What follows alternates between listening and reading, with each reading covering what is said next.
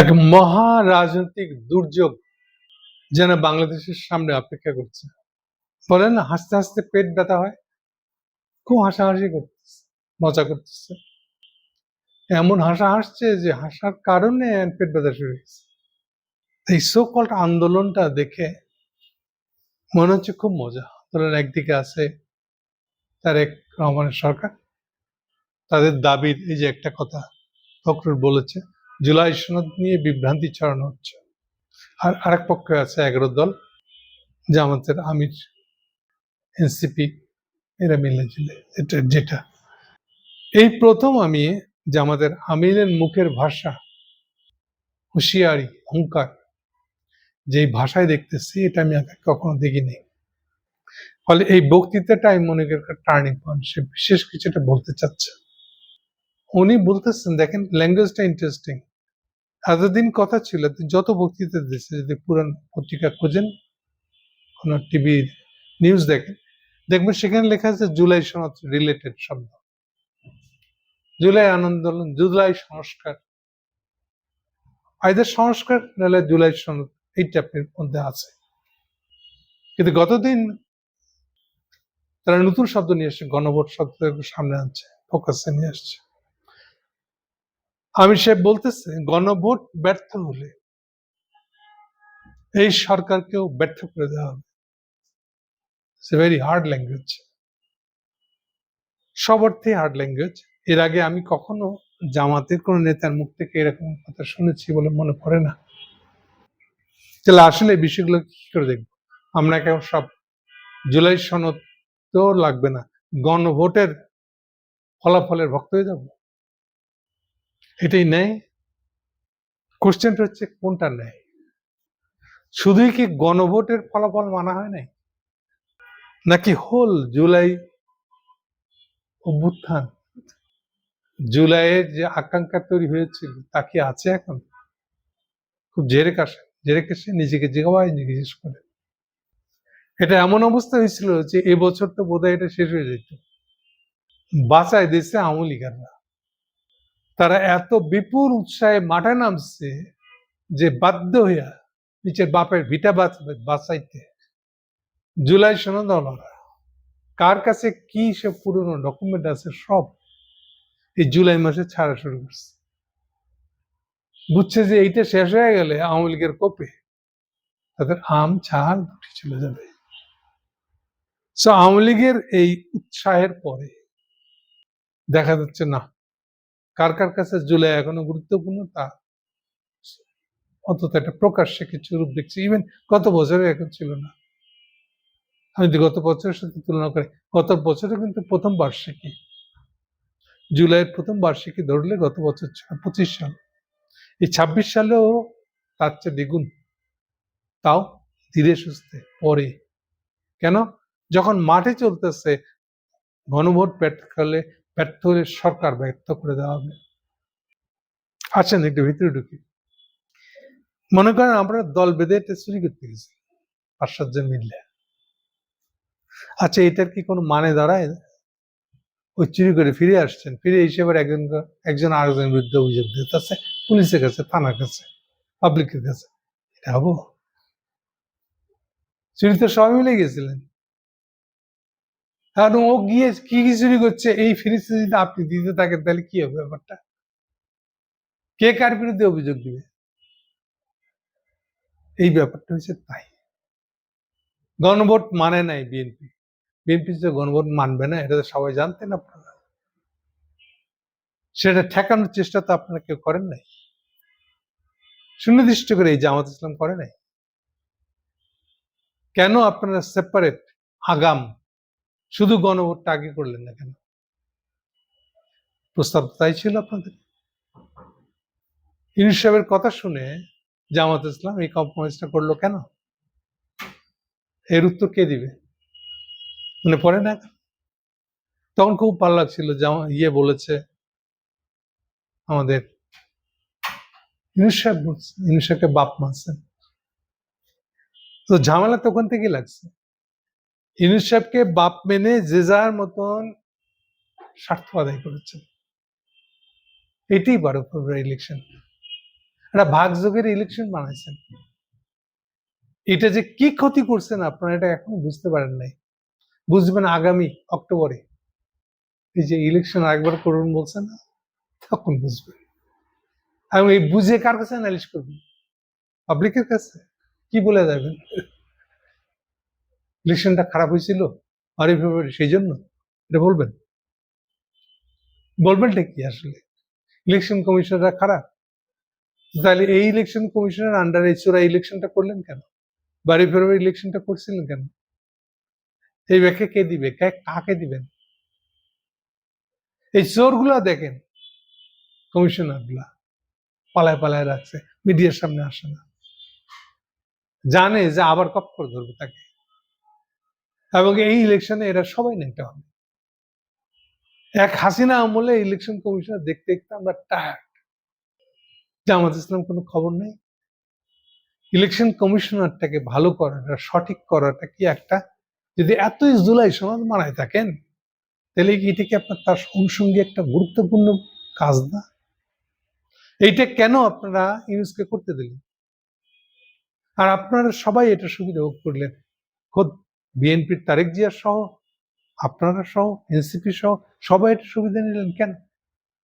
সুবিধা খাওয়ার পরে এখন হুমকি দিতেছেন তারেকের সরকার উল্লে হেলা দিবে।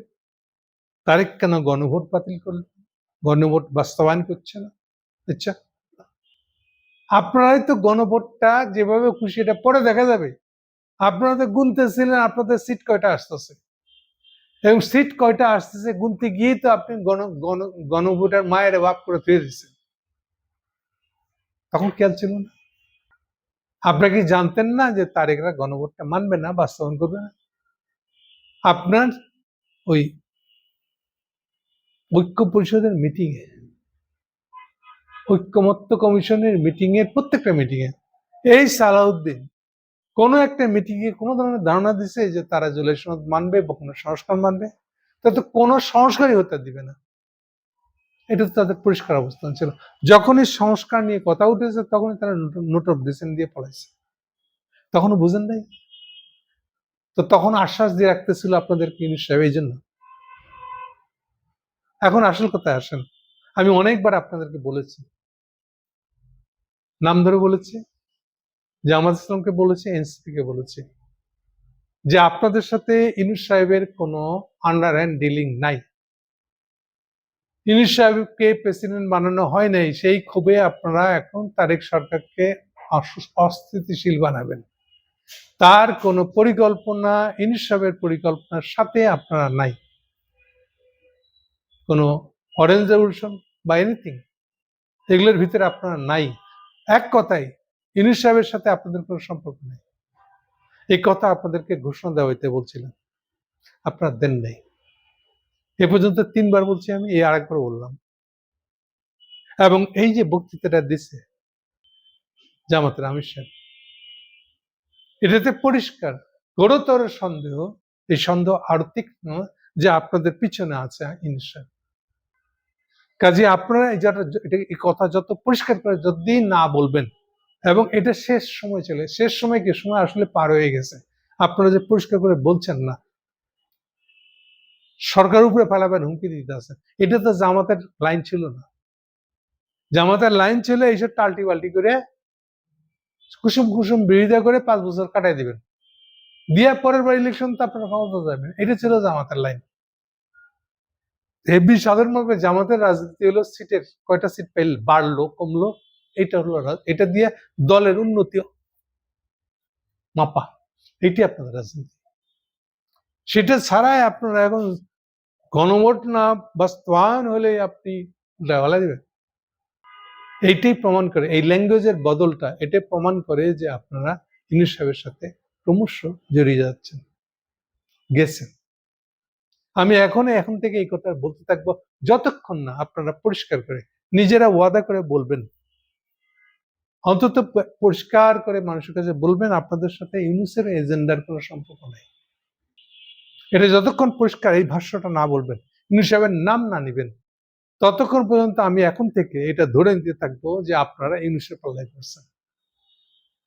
ওকে, পাল্টা এবার দেখেন তারেকের দিক থেকে। তারও কি সৎ? সৎ থাকবে না তো। আপনারা তো একসাথে চুরি করতে গেছেন, ইউনূস সহ, সেও তো চোর। এই চোরের আকাঙ্ক্ষা ছিল যে সে প্রেসিডেন্ট হয়ে যাবে, এই জন্য আপনার দলবল নিয়ে এইভাবে একটা কারচুপি, একটা ফল সাজানো ইলেকশন করছে। ঘটনা হয়েছে তারেক এখন পোল্টি মেরে ইউনূসকে পাত্তা দেয়। এই জন্য আপনারা ইউনূসের সাথে মিললে তারেককে জবকা দিতে চাইছে। দোষী কি তারেক না? বিএনপি না? অবশ্যই দোষী, আপাদমস্তকে দোষী। এই যে ইভেন এখনো সবচেয়ে বেশি দোষী, সবচেয়ে বড় অপরাধ করতেছে একই তারেক, আবার বিরাট ভুল করতেছে।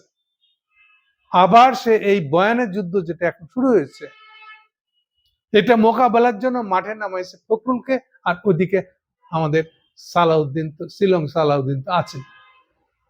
উনি ভাবতেছে জুলাই চালানা বিক্রি করতেছে এনসিপি 11 দলেরা, এইটা অভিযোগ দিলে বোধহয় আপনাদের দোষ কাটা পড়বে না। এইটা যত বলবেন তত আপনারা কাটা পড়বেন। কারণ জুলাই চেতনা বা জুলাই সনদ বা জুলাই অভ্যুত্থানের বিরুদ্ধে বলে আপনি হিরো হইতে পারবেন, আপনি পাবলিকের কাছে গ্রহণীয় হতে পারবেন না। এমনিতেই আপনি শ্রীলং সালাউদ্দিন, এমনিতে আপনি সালামের সালাউদ্দিন, এমনিতে আপনি রয়ের সালাউদ্দিন, এটা মানুষ বলবে না। এখন আসেন আমাদের ফখরুল, বিশাল জ্ঞানী কমিউনিস্ট, তারেক যে মনে করে উনাকে দিয়ে এই জায়গায় খুব সুইং করে একটা বল দিতে হবে, এসেই ধরাটা খাইছে। উনি বলতে শুরু করছেন আমরা তো বিপ্লবী দল না, আমরা কখনো বিপ্লব করবো না। হ্যাঁ, আন্দোলন করবো, আন্দোলন অনেক করেছি। আমি খালি একটা কথা মনে করে দিই, it's history, is a facts. একটা ফ্যাক্টস বলছি আব্বাসকে নিয়ে, ওই দেখেন আব্বাস এখন দেশে আসতে পারে না, সিঙ্গাপুরে চিকিৎসা শেষ হয়েছে, এখন মালয়েশিয়া পড়ে আছে, দেশে ফিরতে পারে না ভয়ে, কে জানে কে তাকে মেরে আলায়। একটা সত্য কথা ফাঁস করছি, তাতে দেখেন তার কি অবস্থা হয়েছে।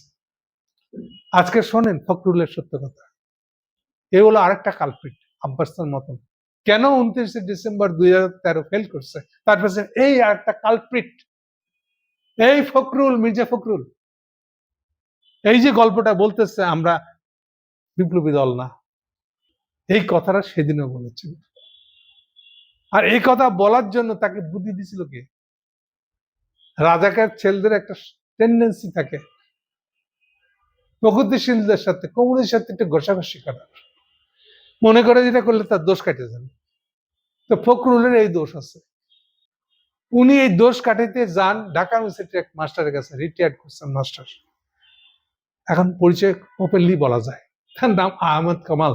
আহমেদ কামাল অনেক নাম আছে, পরিষ্কার করে দিই যে হিস্ট্রির আরেকটা আহমেদ কামাল আছে সমাজ বিজ্ঞানের, বোধহয় যে পিএইচডি লন্ডনে পিএইচডি করতে গিয়ে পারে নাই, পলা হয়েছে, পিএইচডি ফেল একটা আছে, ওটা না, এটা হিস্ট্রির।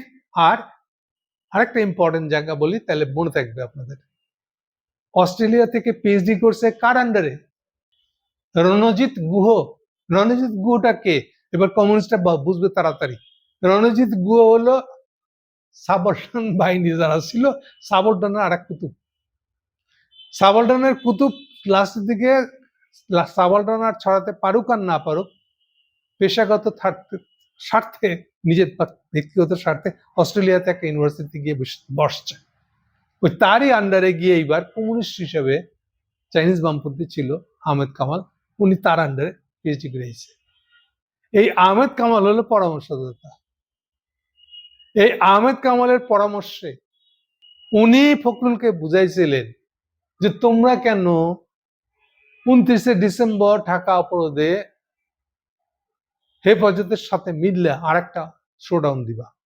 তোমরা কি বিপ্লবী দল? কথা বুঝেন পরিষ্কার করে, ফুসলাচ্ছে কেমন করে, তোমরা তো বিপ্লবী দল না, তোমরা কেন যাবা? এইটা হলো বাংলাদেশের সমস্ত বামপন্থীর গাধামি, চোরামি একটা ধান্দা। সমস্ত এই ধরনের চোর ধান্দাবাজ গাধাদেরকে জিজ্ঞেস করছে শেখ মুজিব কি বিপ্লবী দল ছিল?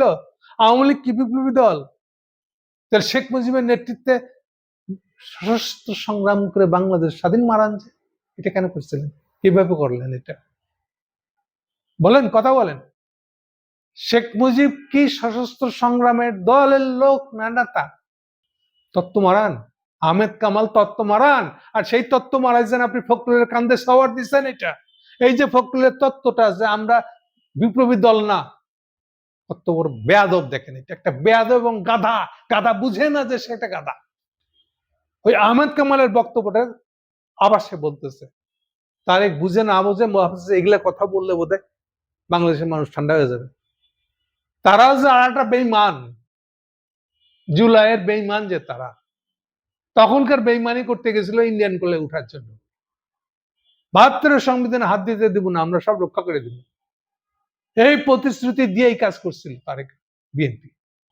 আর এখন ওইটা ছাপাই দিতে আসছে এই চোরা ফখরুল, যাকে বুদ্ধি দিছে আহমেদ কামাল আমরা বিপ্লবী দল না। তো উত্তর দেন, ৭২ সংবিধান মানেন কেন? শেখ মুজিব কি বিপ্লবী না আওয়ামী লীগ বিপ্লবী? আওয়ামী লীগ কখনো বলছে যে তারা বিপ্লবী দল? তো তাদের নেতৃত্বে আপনি গণঅভ্যুত্থান করছেন না, স্বাধীনতা যুদ্ধ করছেন না, সশস্ত্র স্বাধীনতা যুদ্ধ।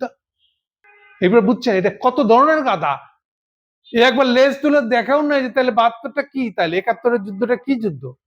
তা কার নেতৃত্বে যুদ্ধ করছেন? বিএনপির নাকি তার বাপের মুসলিম লীগের আন্ডারে? কার নেতৃত্বে করছেন? এবার গাধা কত ধরনের গাধা হয় দেখে। ও ভাবছে এটা বললে তারেক খুব খুশি হবে। ও যে তারেকে আরো ধাপ নিচে নামাইছে, ডুবাইছে ওই কমিউনিস্ট গাধাটার কারণে, আহমেদ কামালের কারণে। এই খবর নেই। এই প্রশ্নের উত্তর দিবে না কে? কমিউনিস্টরা। শেখ মুজিবের নেতৃত্বে স্বাধীনতা যুদ্ধ মারাতে গেছিলেন কেন? আপনারা বিপ্লবী, আর এটা নিয়ে নাচেন কেন? এখন স্বাধীনতা যুদ্ধ নিয়ে নাচেন কেন? শেখ মুজিব কি বিপ্লবী? আপনাদের ভাষাতে বিপ্লবী না। তো সেই বয়ান নিয়ে আসছে ফখরুল, আর ফখরুলকে নামাইছে। তারেকের জীবনে এটা আর একটা মিস্টেক, এই ফখরুল আর শিলং সালাউদ্দিনকে মাঠে নামানো। এখন আসে এটার পরিণতি কি হবে? আমি যতটুকু দেখতে পাই ভবিষ্যৎটা, এই গভর্নমেন্ট এমনি ক্রাইসিসে আছে, অক্টোবর পর্যন্ত কেমনে টিকবে অন্তত ফাইন্যান্সিয়ালি তার কোনো হদিস নাই। এরপরে শুরু হবে একটার পর একটা বিদেশি যত রেটিং প্রতিষ্ঠান আছে আমাদেরকে এক এক ধাপ করে কমাই দেবে, রেটিং কমাই দেবে। রেটিং কমানোর মানে হলো বাংলাদেশে বিনিয়োগ নিয়ে যাওয়াটা বিপজ্জনক। এই দেশের অর্থনীতি টিকবে না। ওয়ার্ল্ড ব্যাংকের সংস্কারটা যদি না হয় বা পছন্দ না হয়, যে তারা যদি ইঙ্গিতটা না দেয়, ইঙ্গিত মানে হলো তারা যদি ইঙ্গিত দেয় যে এখানে বিনিয়োগ করা যাবে, এটা যদি না দেয়, সেই ইঙ্গিতটাই হলো ঋণ দেওয়া। ঋণ কম বেশি না, আসলে $500 বিলিয়ন বছরে, এমন কোন বড় টাকা না এটা। কিন্তু এই টাকা দেওয়াটা সিগন্যাল হচ্ছে, গ্লোবালি সিগন্যাল দেওয়া যে বাংলাদেশের অর্থনীতিটা ভালো হবে, এটা সমস্যা নেই। এই সিগন্যালটা যদি না পান তখন কি হবে? এটা হচ্ছে তারেকের সরকারের কোর প্রবলেম। এর উপরে আছে এই পলিটিক্যাল প্রবলেম। একদিকে এই ফখরুল বলতেছে, বিভ্রান্তি ছড়াচ্ছে আমরা বিপ্লবী দল না, আবার একদিকে বলতেছে জুলাই সনদে একটা ফয়সালায় আসা দরকার। কেমনি ফয়সালা করবেন? আপনাদের শিলং সালাউদ্দিন একদিকে টিটকিরি মারবে জুলাই সনদ চেতনা নিয়ে, আর আপনি জুলাই সনদ নিয়ে কার সাথে করবেন? ইউনূসের সাথে? 11 দল থেকে ইউনূস, আসলে আপনি ইউনূসের সাথে কম্প্রোমাইজ করতে পারবেন? একসাথে চুরি করতে গেছিলেন 12 ফেব্রুয়ারি ইলেকশনের চুরি, এখন একসাথে চুরি করে ফিরে আইসে এখন তার সাথে আপোষ করবেন কেমনে? শেষ কথাটা, সময় বেশি নিয়ে ফেলছি, অল্প কথায় বলে দিই, রাজনীতি দল একটাও টিকবে না। আমার কথা শুনতে খারাপ লাগবে, অন্ধকার আকাশ থেকে কিছু একটা পড়লো জানি এরকম মনে হবে। কেন বললাম তা বুঝতে কঠিন হবে, কিন্তু আমি যে দেখতে পাচ্ছি রাজনীতি দল একটাও থাকবে না। সমাজ বিশৃঙ্খলা, মারামারি, রাস্তায় রাস্তায় দাঙ্গা, এগুলোতে ভরে যাবে, কারো নিয়ন্ত্রণ থাকবে না। আবার সেই পুরনো কথা বলছি, সমাজে বিশৃঙ্খলায় ভরে যাবে, আর্মিদেরকে ডাকলেও আসবে না। ওই গুলশান বনানীর লোকেরা জাহাঙ্গীর গেটে গিয়ে মিছিল করবে, তাতে যদি তারা আসে, তাও যখন তারা আসবে ততদিনে একদম আপনারা শেষ। রাজনৈতিক দল একটাও থাকবে না, কারণ প্রত্যেকে যেইভাবে ডুবাইছে নিজেদেরকে। এইবার আসেন আর একটা কারণ ডুববে, এইটার সুযোগ নিতে এইবার আওয়ামী লীগের আগায় আসবে। অনেকে আবার হুঙ্কার দিতেছে এনসিপির, আওয়ামী লীগের ভয় দেখাবেন না, তো আপনারা কিসের ভয় দেখাচ্ছেন? ইনুসের? হ্যাঁ, ইনুস আপনাদের সাথে আছে, এই জন্য আরেকটা গুল্লো করে আলাইবেন? আরে এনসিপি, হ্যাঁ, আপনাদের অবস্থা আপনাদের খুঁজে পাওয়া যাবে না, পরিষ্কার করে বলে রাখলাম, শুনে রাখেন, আপনাদেরকে খুঁজে পাওয়া যাবে না। ইভেন যারা একটা পাবলিক ফিগার হয়েছে দলের চেয়ে, তাদের পাবলিক ফিগার কোয়ালিটি ভালো না, পাটোয়ারি বা ধরেন যে আপনার কুমিল্লার হাসনাত, তারাও যেভাবে তাদেরকে লাগাই দিতেছেন এই জুলাই সনদের বিপ্লব নিয়ে, ইউনুসের পক্ষের বিপ্লব নিয়ে তাদেরকে যেভাবে ভোকাল বানাচ্ছেন, তাতে তারাও তাদের ক্রেডিবিলিটি হারাবে না। ফলাফল কি হবে? ফলাফল হবে যে আপনারা যখন এই বছর শেষে দিকে দেখবেন যে আপনার রাজনৈতিক দল একটাও কেউ নাই, অবশিষ্ট নাই, সব পাবলিক রাস্তা হারাইছেন, ভুল রাস্তায় একে তাকে ধরতে গিয়া, ধৈর্য উপরে উঠে যাবেন এইটা ভাব করতে গিয়া সব হারাই ফেলেছে। সামনের দিন আসতেছে, এগুলো নিয়ে চিন্তা করেন।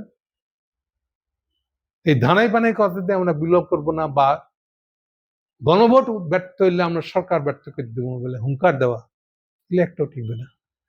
নিজের জন্য চিন্তা করেন, আর সে খারাপ দিনের কথা চিন্তা করেন। Thank you. কতক্ষণ হচ্ছে?